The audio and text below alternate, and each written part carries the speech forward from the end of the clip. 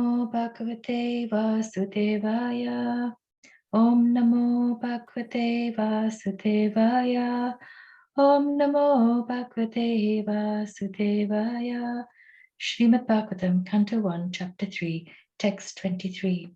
Ekonavimshe Vishatime Vrishnishu Prapya Janmani Ramakrishna Viti Bhuvo Bhagavan Arahat Param. In the 19th and 20th incarnations, the Lord advented himself as Lord Balaram and Lord Krishna in the family of Vishnu, the Yadu dynasty. And by so doing, he removed the burden of the world. Text 24.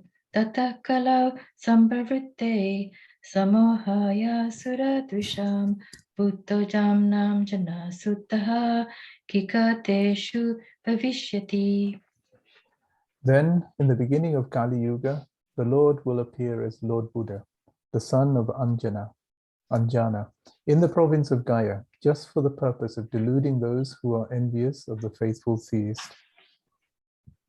Text 25.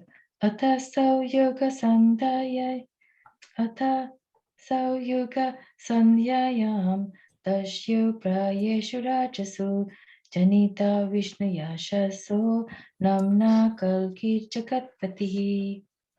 Thereafter, at the conjunction of two yugas, the Lord of the creation will take his birth as the Kalki incarnation and become the son of Vishnu Yasa. At this time, almost all the rulers of the earth will have degenerated into plunderers. Text 26. Avatara yasankeya hare satvatite dvichaha yatha vidasina kulyaha sarasa suyasahasrashaha. O Brahmanas, the incarnations of the Lord are innumerable, like rivulets flowing from inexhaustible sources of water. Text 27.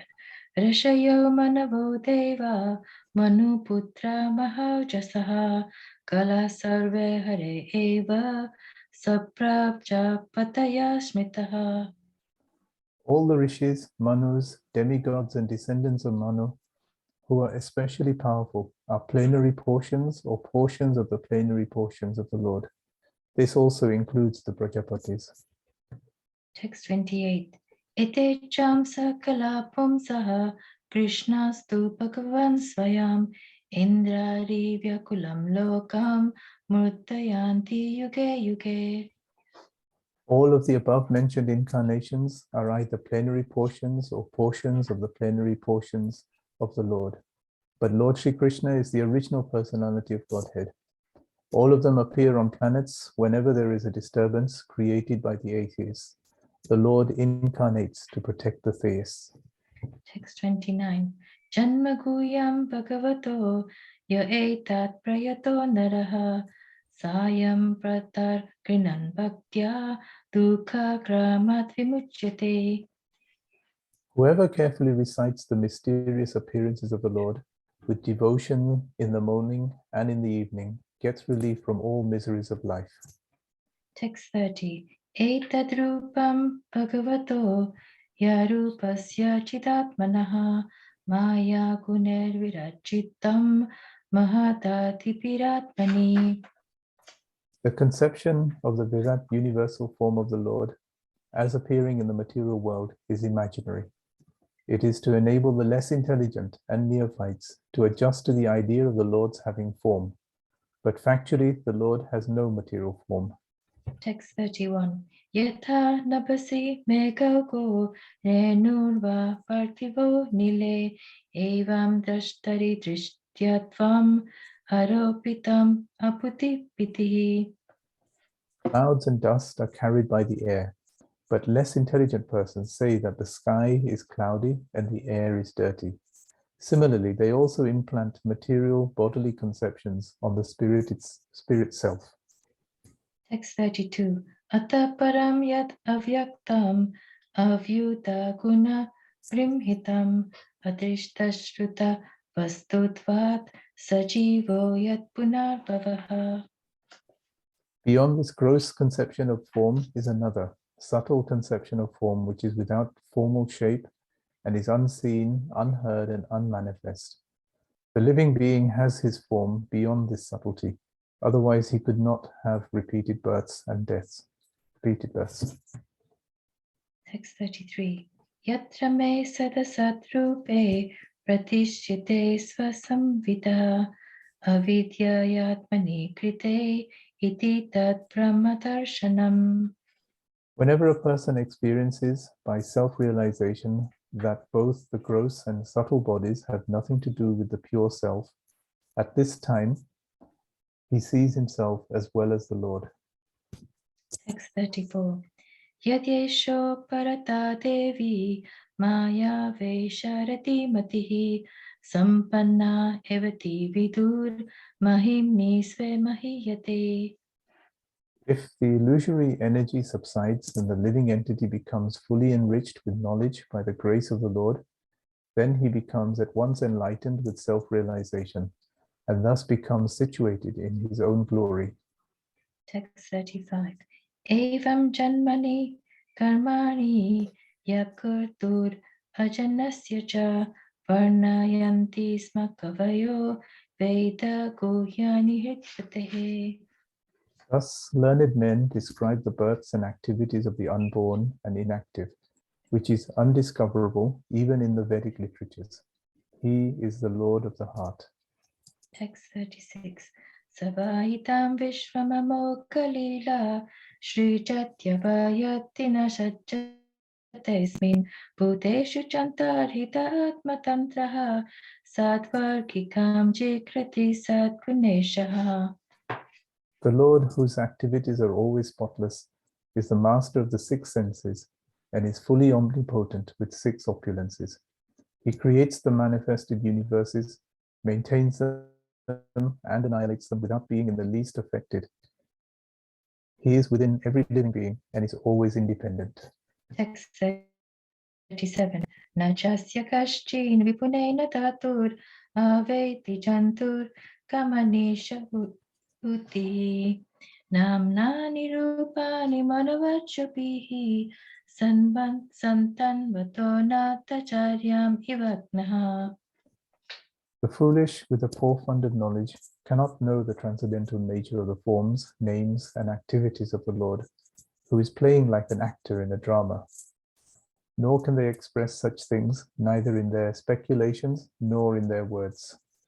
Text 38.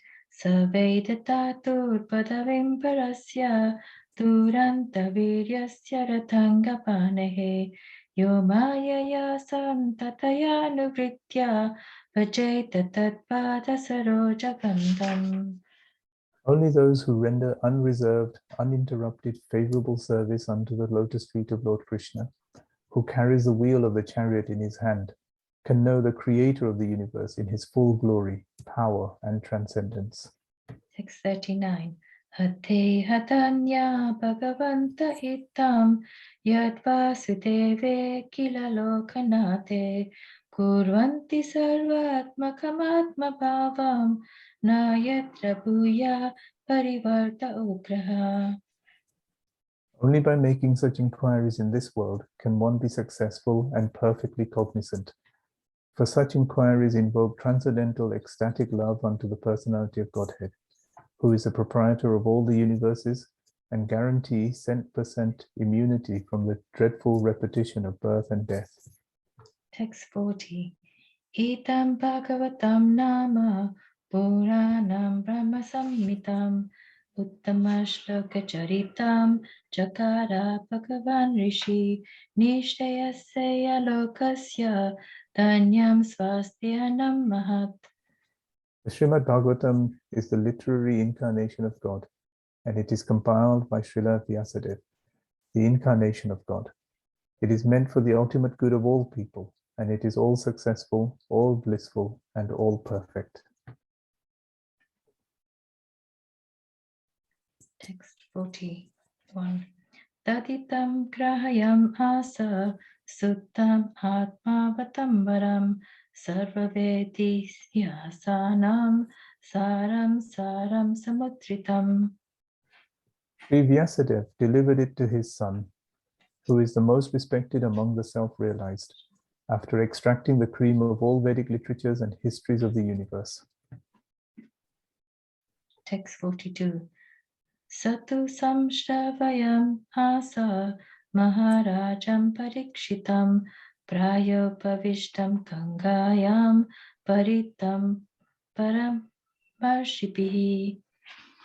Sukadev Goswami, the son of Vyasadeva, in his turn delivered the Bhagavatam to the great Emperor Parikshit, who sat surrounded by sages on the bank of the Ganges, awaiting death without taking food or drink.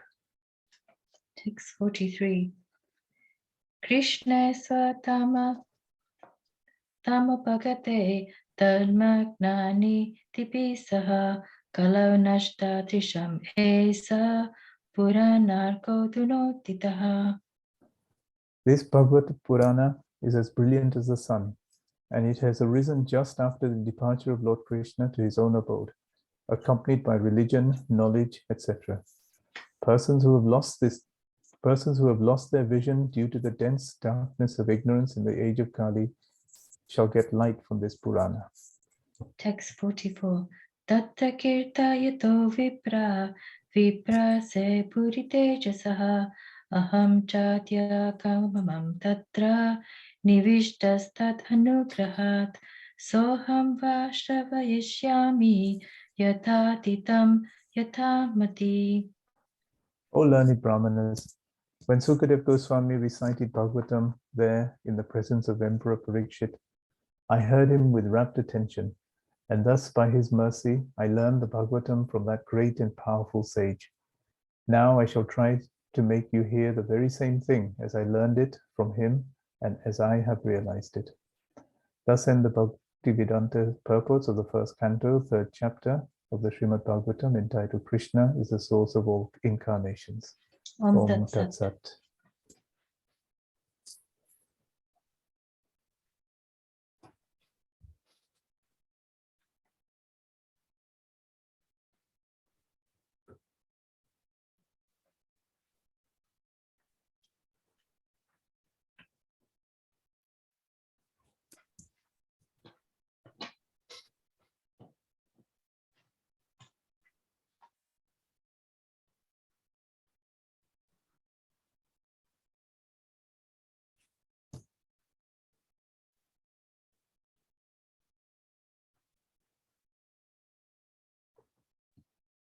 Hare Krishna. Hare Krishna. Hare Krishna. Oh, I was on mute. Oh, sorry, I was saying thank you very much, Pramod Prabhu and Jai Shri Mataji. Wonderfully recited the Sanskrit Jai Shri Mataji, and the same with the English translations, Pramod Prabhu. Very nice. Thank you. So today we continue reading of chapter number 3, entitled Krishna is the source of all incarnations, and we'll be discussing this very, very important verse, text number 28 today. You can all hear me well? Yes, Prabhuji. Okay, thank you. So before we discuss the verse, we shall recite the Mangala Charanam prayers. You can also join me via unmuted mics. Om Jnana Timirandasya Gyananjana Shalakaya Chakshurunmalitam Jena Tasmai Shri Gurave Namaha.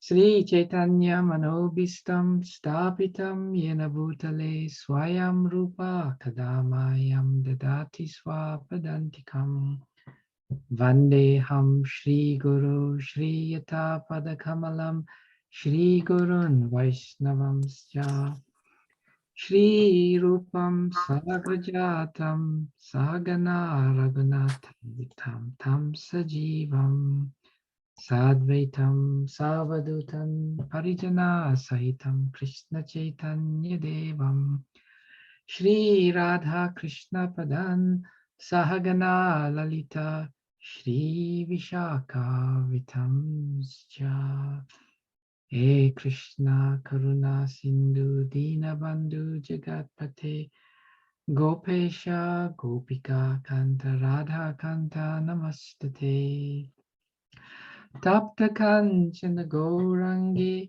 Radhe Vrindavaneshwari Vrishabhanu Suti Devi Pranamami Hari Priye. Vanchakalpatarubhyascha kripa sindhubhyeva cha patitanam pavanebhyo vaishnavebhyo namo namaha. Jai Shri Krishna Caitanya Prabhu Nityananda Shri Advaita Gadadhara Shrivashari Gaura Bhaktivinoda. Hare Krishna, Krishna Krishna, Hare Hare, Hare Rama, Rama Rama, Hare Hare. Namo Vishnupadaya Krishna Prasthaya Bhutale Srimate Bhaktivedanta Swaminiti Namine. Namaste Saraswati Deve Gauravani Pracharine Nirvishesha Shunyavadi Paschacha Deshitarine. Srila Prabhupada Ki Jai. Ete Chamsha Kala Pumsaha Krishnastu Bhagavan Swayam Indrari Vyakulam Lokam Mridayanti Yuge Yuge.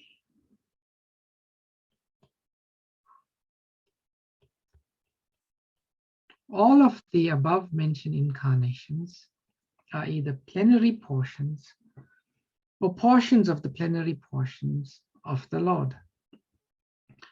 But Lord Shri Krishna is the original personality of Godhead. All of them appear on planets whenever there is a disturbance created by the atheist. The Lord incarnates to protect the theists. Purport by Srila Prabhupada. In this particular stanza, Lord Shri Krishna, the personality of Godhead, is distinguished from other incarnations. He is counted among the avatars, incarnations, because out of his causeless mercy, the Lord descends from his transcendental abode. Avatar means one who descends. All the incarnations of the Lord, including the Lord himself, descend to the different planets of the material world, as also in different species of life to fulfill particular missions. Sometimes he comes himself, and sometimes his different plenary portions or parts of the plenary portions, or his differentiated portions, directly or indirectly empowered by him, descend to this material world to execute certain specific functions. Originally, the Lord is full of all opulences, all prowess, all fame, all beauty, all knowledge, and all renunciation. When they are partly manifested through the plenary portions or parts of the plenary portions, it should be noted that certain manifestations of his different powers are required for those particular functions. When in the room, small electric bulbs are displayed, it does not mean that the electric powerhouse is limited by the small bulbs. The same powerhouse can supply power to operate large-scale industrial dynamos with greater volts.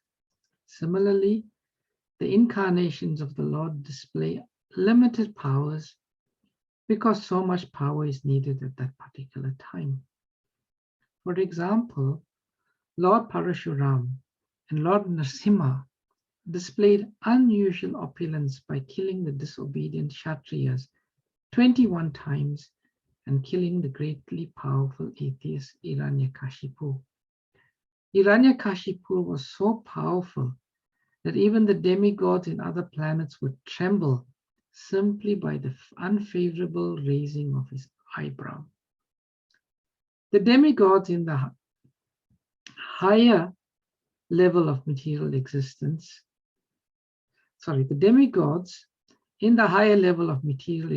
many, many times excel the most well-to-do human being in duration of life, beauty, wealth, paraphernalia, and all other respects. Still, they were afraid of Hiranyakashipu. Thus, we can simply imagine how powerful Hiranyakashipu was in the material world. Even when Hiranyakashipu was cut into small pieces by the nails of Lord Narasimha, even when Hiranyakashipu was cut into small pieces by the nails of Lord Narasimha. This means that anyone materially powerful cannot stand the strength of the Lord's nails. Similarly, Jamadagnya displayed the Lord's power to kill all the disobedient kings powerfully situated in their respective states. The Lord's empowered incarnation, Narada, and plenary incarnation, Varaha, as well as indirectly empowered Lord Buddha, create faith in the mass of people. The incarnations of Ram and Dhanvantari displayed his fame, and Balaram, Mohini, and Vamana exhibited his beauty. Dattatreya, Matsya, Kurma, and Kapila exhibited his transcendental knowledge. Nara and Narayan rishis exhibited his renunciation. So all the different indirectly or directly empowered incarnations of the Lord manifested different features, but Lord Krishna, the primeval Lord, exhibited the complete features of Godhead. And thus it is confirmed that he is the source of all other incarnations. And the most extraordinary feature exhibited by Lord Sri Krishna was his internal, energetic manifestation of his pastimes with the cowherd girls. His pastimes with the gopis are all displays of transcendental existence, bliss, and knowledge. Although these are manifested apparently as sex love, the specific attraction of his pastimes with the gopis should never be misunderstood. The Bhagavatam relates these transcendental pastimes in the 10th canto. And in order to reach the position to understand the transcendental nature of Lord Krishna's pastimes with the gopis, the Bhagavatam promotes the student gradually in 9 other cantos. According to Srila Jiva Goswami's statements, in accordance with authoritative sources, Lord Krishna is the source of all other incarnations. It is not that Lord Krishna has any source of incarnation. All the symptoms of the supreme truth in full are present in the person of Lord Krishna. And in the Bhagavad Gita, the Lord emphatically declares that there is no truth greater than or equal to him. In this stanza, the word Swayam is particularly mentioned to confirm that Lord Krishna has no other source than himself. Although in other places the incarnations are described as Bhagavan, because of their specific functions, nowhere are they declared to be the Supreme Personality. In this stanza, the word Swayam signifies the supremacy as the summum bonum. The summum bonum, Krishna, is without a second. He himself has expanded himself in various parts, portions, and particles as Swayam Rup, Swayam Prakash, Tad Ekatma, Prabhava, Vaibhava, Vilas, Avatar, Avesh, and Jivas, all provided with innumerable energies just suitable to the respective persons and personalities. Learned scholars in transcendental subjects have carefully analyzed the summum bonum, Krishna, to have 64 principal attributes. All the expansions or categories of the Lord possess only some percentage of these attributes. But Sri Krishna is the possessor of the attributes cent%, and his personal expansions such as Swayam Prakash and Tad Ekatma up to the categories of the avatars who are all Vishnu Tattva possess up to 93% of these transcendental attributes. Lord Shiva, who is neither avatar nor avesh nor in between, possesses almost 84% of the attributes. But the jivas, or the individual living beings in different statuses of life, possess up to the limit of 78% of the attributes. in the conditioned state of material existence, the living being possesses these attributes in very minute quantity, varying in terms of the pious life of the living being. The most perfect of living beings is Brahma, the supreme administrator of one universe. He possesses 78% of the attributes in full. All other demigods have the same attributes in less quantity, whereas human beings possess the attributes in very minute quantity. The standard of perfection for a human being is to develop the attributes up to 78% in full. The living being can never possess attributes like Shiva, Vishnu, or Lord Krishna. A living being can become godly by developing the 78% transcendental attributes in fullness, but he can never become a god like Shiva, Vishnu, or Krishna. He can become a Brahma in due course. The godly living beings, who are all residents of the planets in the spiritual sky, are eternal associates of God in different spiritual planets called Haridham and Mahesh Dham. The abode of Lord Krishna above all spiritual planets is called Krishna Loka or Goloka Vrindavan. And the perfected living being, by developing 78% of the above attributes in fullness, can enter the planet of Krishna Loka after leaving the present material body. All of the above mentioned incarnations are either plenary portions or portions of the plenary portions of the Lord. But Lord Sri Krishna is the original personality of Godhead. All of them appear on planets whenever there is a disturbance created by the atheists. The Lord incarnates, protects the theists. So this verse is a very important verse. Srila Jiva Goswami, or Srila Prabhupada, quotes in his purport. He has said that just as Srimad Bhagavatam is the emperor of all Shastras, or all Pramanas, Sarva Pramanam Chakravarti.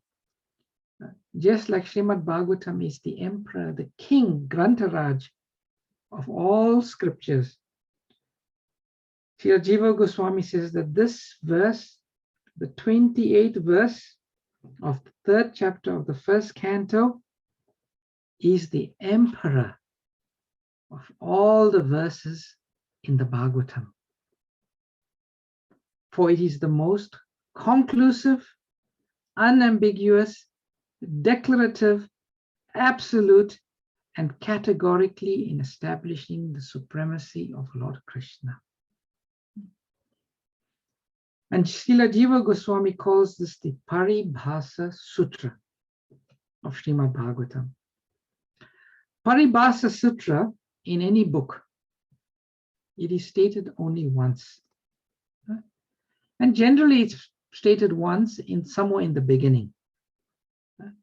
And it provides the key for the proper understanding of the entire book. And it sets the key subject. It sets the key goal.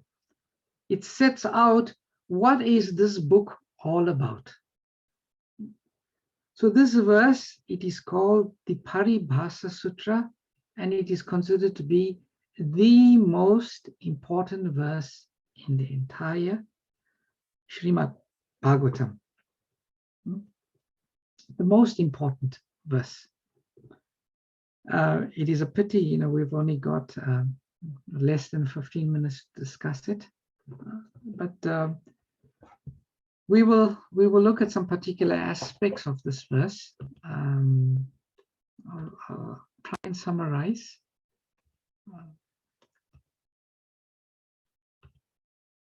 So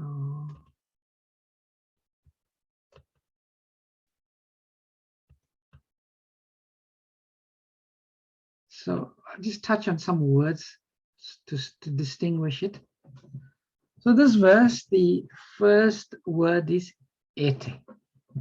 Ete means all the incarnations, and specifically the previously described incarnations. We've been studying and reading over the last few days, or last few weeks actually, the various incarnations, the Purusha avatars, Leela avatars, so many. In total, there were 25 incarnations of the Lord that were described. Only few, relatively speaking. But this word, it starts off by saying all of the incarnations, ete, previously described in this chapter. Cha. Vrindavan Chandra Prabhu. Yes, Mataji. There is one gray line coming, so we can't read properly on the top. I don't know what's that. That's the toolbar. I can't move it anymore. Okay. Okay. Sorry. Okay. So up in the top, it says there, Lord Krishna is repeatedly described in 18,000 verses of Srimad Bhagavatam. So the Bhagavatam is 18,000 verses, and Prabhupada says every verse, every syllable in the Bhagavatam is about Krishna. And Srila Jiva Goswami writes that the verses of the Bhagavatam may be compared to an army.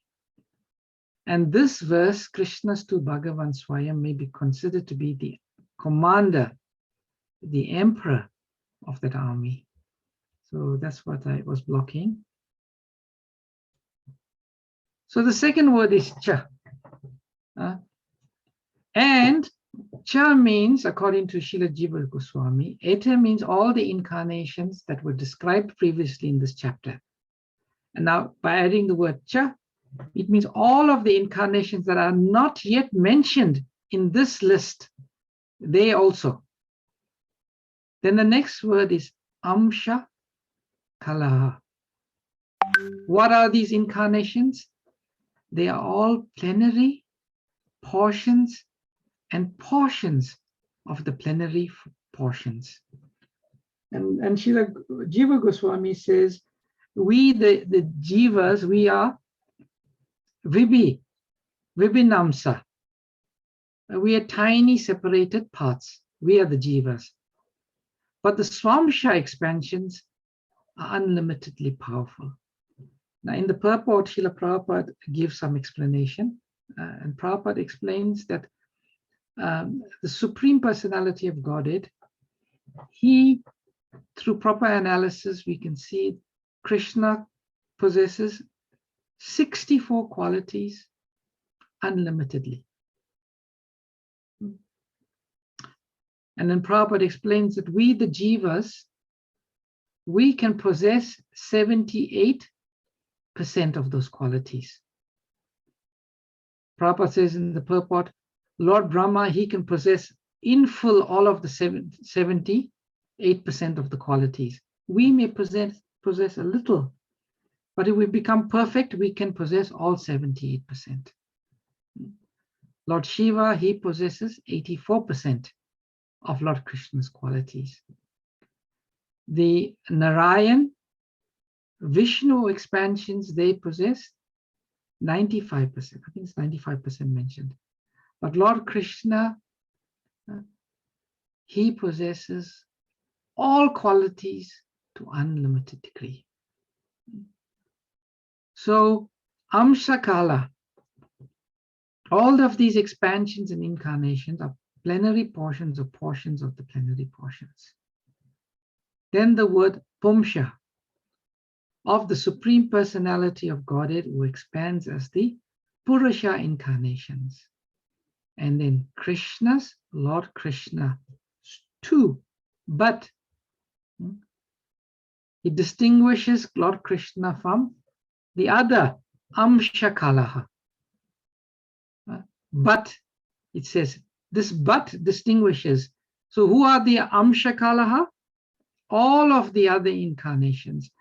Although, and we can discuss it, I think it's in the quality number 23, Lord Krishna and Lord Balaram are described as the 23rd. But we'll come back to that. The word Bhagavan is there. So 2 also means certainly or indeed, and this is used for emphasis. Emphasis. And then we come to the words Bhagavan Swayam. This word Swayam is extremely important. Extremely important. It is very, very focused, very definitive, very unambiguous that Krishna is Bhagavan Swayam. No one else is described as Bhagavan Swayam. Only Krishna is described as the original personality of Godhead. He is the source of all incarnations and not simply an expansion of Vishnu. This is emphasized by the use of the word Swayam, in person. So we can see by the analysis of the different words that are presented that this verse is declaring, because it is said that among the various sages who gathered at Naimisharanya, the 88,000 sages, they were different. Some of them were jnanis, some of them were yogis, some of them were bhaktas, some of them were Devi worshippers, some of them were devotees of Lord Shiva. So they asked many questions, 6 questions, which we all been studying. But the Acharya says, behind all of these questions, they wanted to understand who is the original Bhagavan. Who is the original Bhagavan? Because, everything has to emanate from something. So all of these different incarnations, who are they coming from? This is what the sages were wanting to know. They were wanting to know. And Srila Sutta Goswami is clarifying in this verse that the original Bhagavan is Krishna's to Bhagavan Swayam. It is Lord Krishna himself. Many of us come from Hindu backgrounds.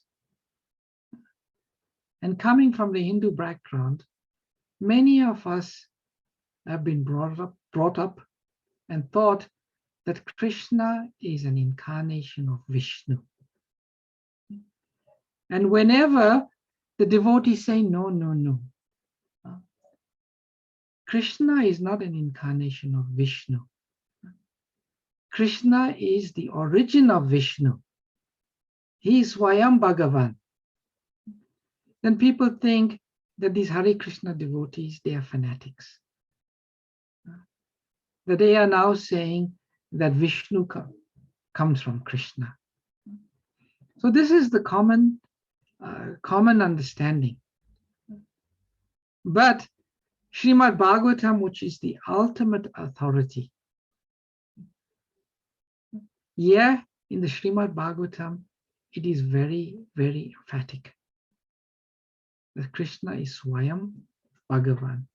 In the Brahma Samhita, Lord Brahma, he gives the metaphor of a candle. And he says, sometimes we may have one candle. And from that candle, we light other candles.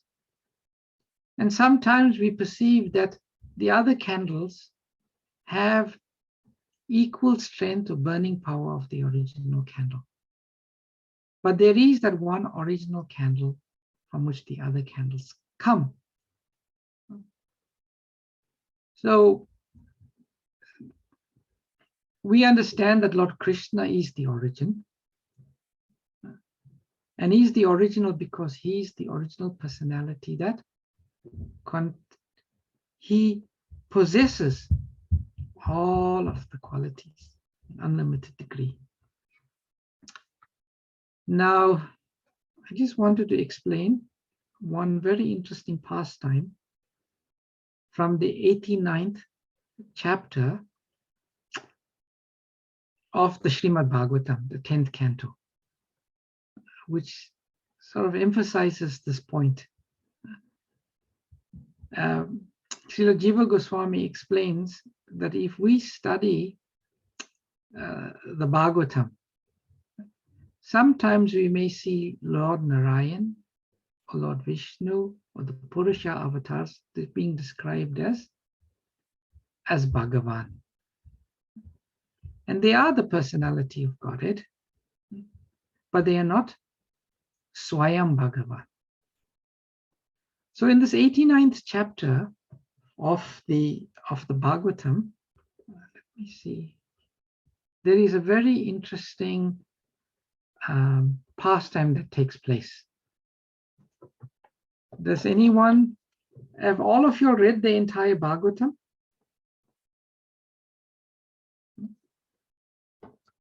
Anyway, so in the 89th chapter, which is called the super excellent power of Lord Krishna, a very interesting pastime of the Lord is described.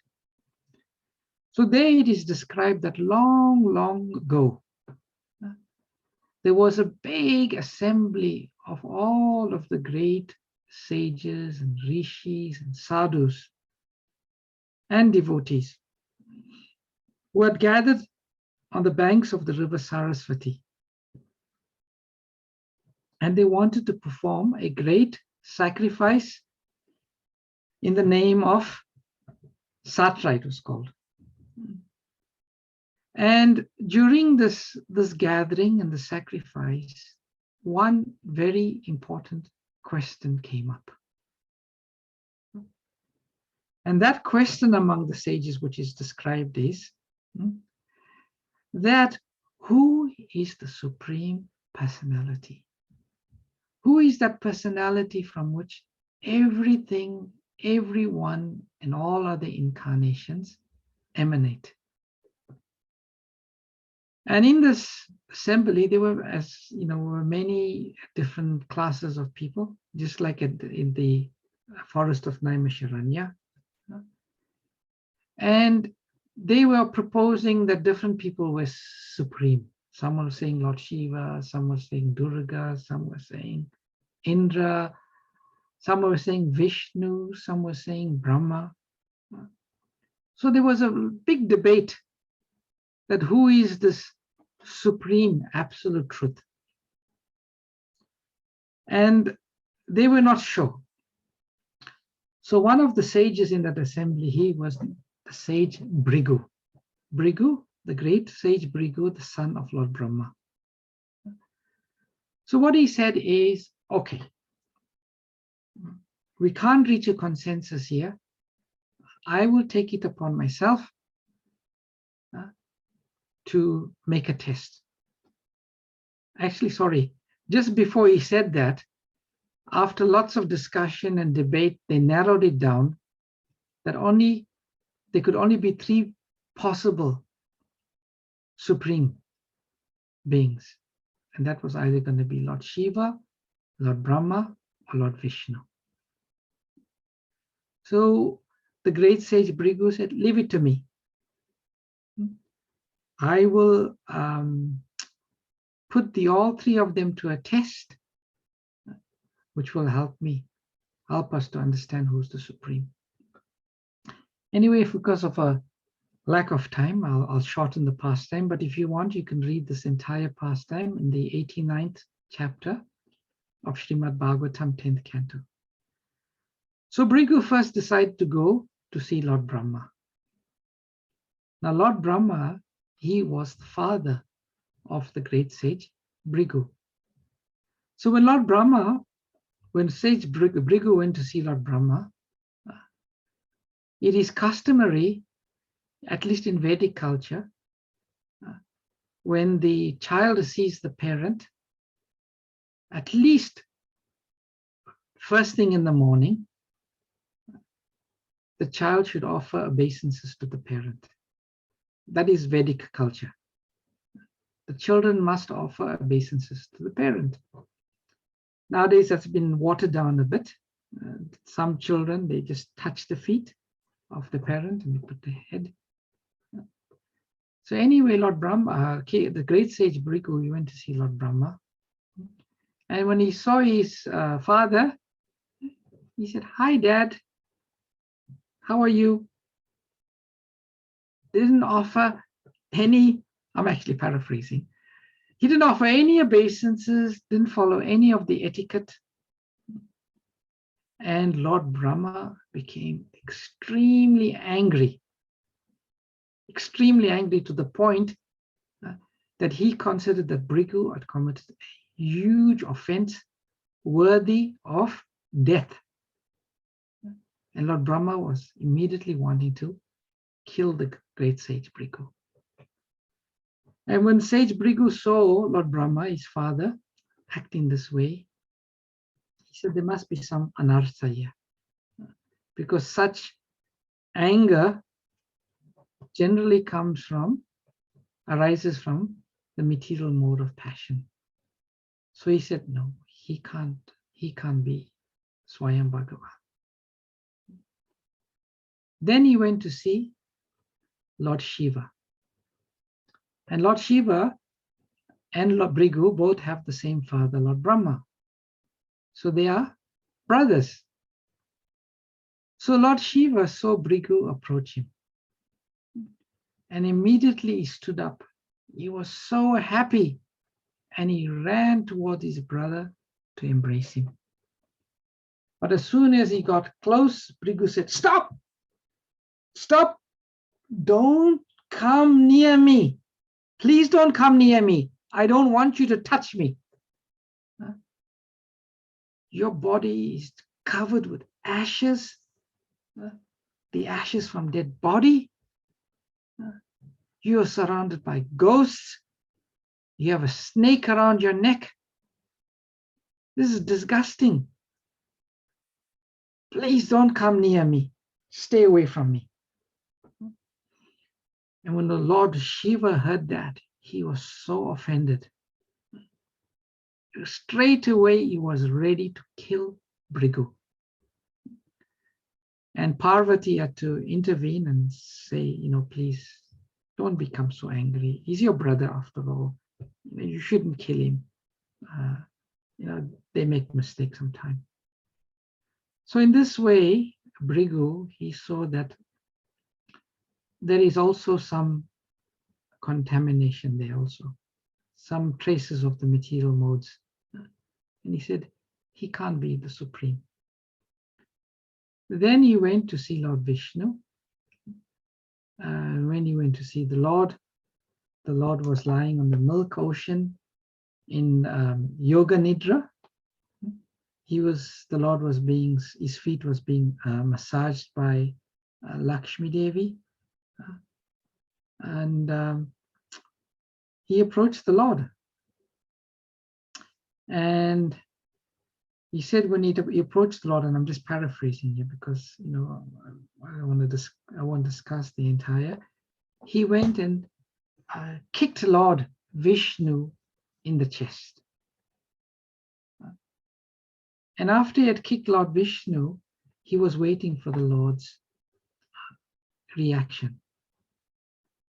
And the Lord said, "Oh, I am so sorry. Please forgive me.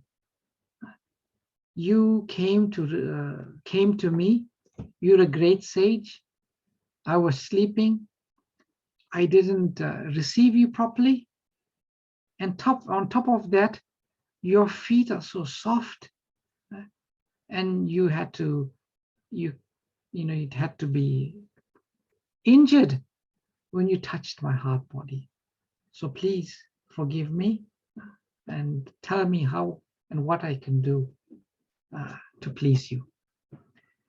And in this way, the great sage Bhrigu, he concluded from this little experiment that Lord Vishnu is the Supreme.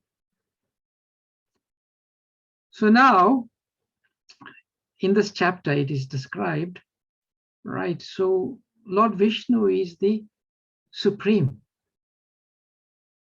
established by the great sage Bhrigu. But what about Lord Krishna? Then the chapter goes on and it describes another incident, another pastime of the Lord, which then in a very wonderful way establishes how Lord Krishna is supreme to Lord Vishnu. And I'll say the second half of the pastime quite quickly again. So it is said that once upon a time in Dwaraka, a Brahman's wife gave birth to a child. But unfortunately, just after being born and touching the ground, the child immediately died. And when the child died, the father, a very advanced Brahmin, he was naturally quite upset. And he went to the king, who was Ugrasen. And he spoke to the king and he said, you are not a fit king. And he gave many reasons why he was not a fit king. Firstly, a child is being dies on birth, which is very inauspicious. No protection was being given. So he was very angry with King Ugrasen. And then they decided to have a second child. So in this way, they had children. Every time, as soon as the child was born, the child would die. And every time, this Brahmana would go to King Ugrasen and chastise him and criticize him for not being a suitable king, for this happening in his kingdom. So anyway, one day, after the death of his ninth child, he came to King Ugrasen. And it so happened Arjuna, this is in Dwaraka, Arjuna was there. And then Arjuna was hearing this Brahmin becoming very angry and criticizing King Ugrasena and speaking all of these ill words, being angry at his child being killed. So Arjuna said, don't worry, don't be upset. I promise you that I will protect you and the child so that the child never dies at birth. And Arjuna said, if I don't succeed in this effort, I will personally kill myself by entering into fire. Arjuna made this promise. So the wife and the Brahmana, they decided, okay, let's try another time, 10th child. So the 10th child was born. And Arjuna was protecting the child. And the child lived, he said, for one day. It's the first time that ever happened. And they were so happy that Arjuna was able to keep his promise and he protected them. But lo and behold, the child suddenly died. And it's described in the 89th chapter that Arjuna went looking all over to see whether he could find the child and bring the child back, but he couldn't. And when he finally came back, he decided to keep his vow. He made a fire and he was about to enter the fire and kill himself. But then Lord Krishna intervened and told Arjuna, no, don't be silly. You can't do that. You can't do that. So Lord Krishna said, come with me. Come with me. We are going to sort this problem out. And the Lord Krishna took Arjuna to Vaikuntha, to Lord Vishnu, And there he went to see Lord Vishnu and to set the matter straight. In fact, it is described that Lord Krishna was so upset with Lord Vishnu. Well, first he offered obeisances and he questioned Lord Vishnu. He says, why? Give me the reason why you are doing this. It can be only you and nobody else. And Lord Vishnu gave a very simple answer. Lord Vishnu said, I did this because I wanted to see you, Lord Krishna. Swayam Bhagavan Krishna. I did this because I wanted to see you. And then there was a very interesting discussion. But what's very interesting is Srila Prabhupada's purport to the next chapter, which carries on the pastime, which is chapter number 90. And I don't know, should I stop here? Anyway, it's such an important point. It's subtle, but it's very important because this pastimes of the Bhagavatam emphasizes the meaning of this verse. Anyway, I'll read something from the pastime directly because Srila Prabhupada very nicely summarizes this in the Krishna book.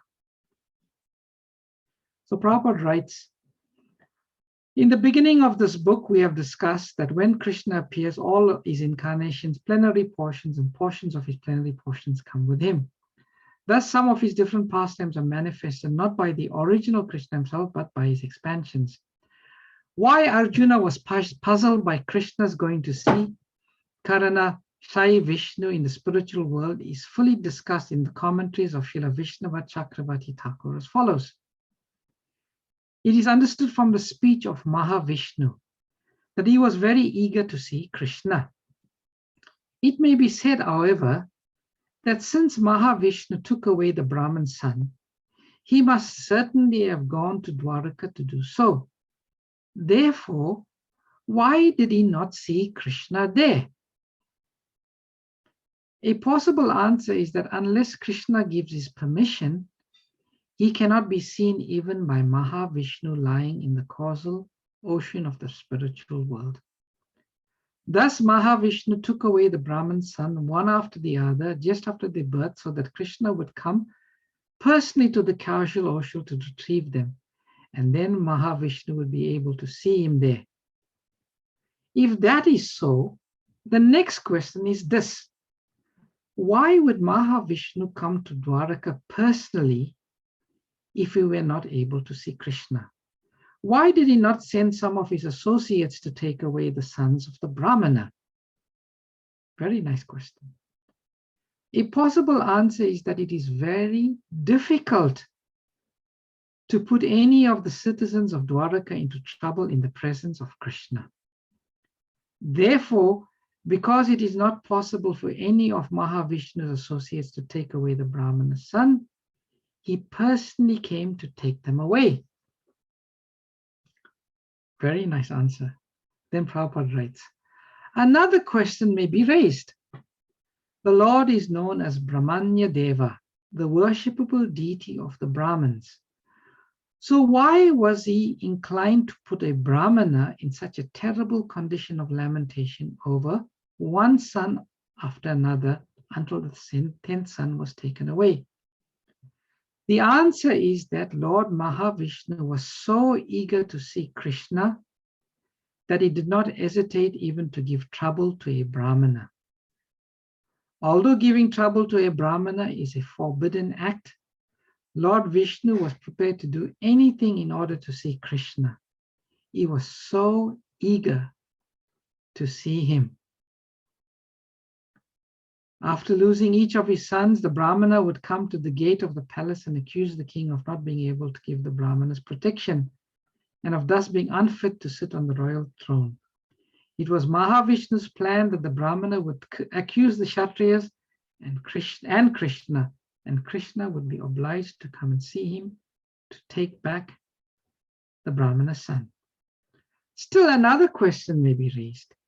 If Mahavishnu cannot see Krishna, then how was Krishna obliged to come before him, after all, to take back the sons of the Brahmana?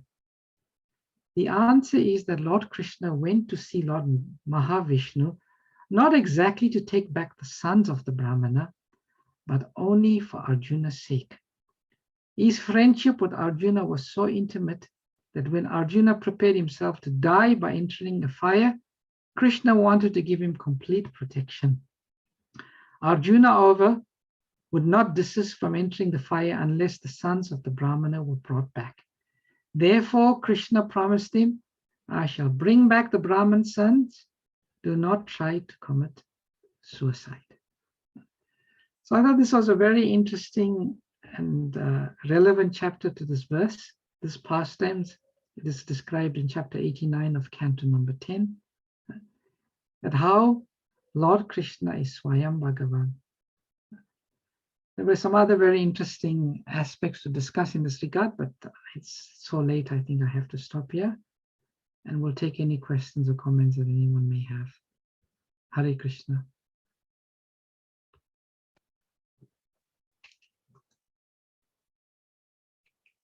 Oh, there's a question from someone here. Does Lord Caitanya have all the qualities of Krishna, or does he have the qualities of Vishnu? He has all the qualities of Krishna. He is Krishna himself, not an incarnation. He's Krishna in the mood of Srimati Radharani. All the qualities Lord Chaitanya Mahaprabhu has. Any other questions? Thank you for a wonderful class, Prabhuji. Really, really nice, very nectarian. Just one clarification. I think the Brahmin insults Krishna, I think, in that assembly, as well as Ugrasena, which is why Arjun gets riled up. And that, so it's a wonderful story. Nice way of connecting it as well. I have a question. So does, because it's not quite clear, it says that they go to see Karnadakshayi Vishnu, as opposed to Garbhadakshayi Vishnu.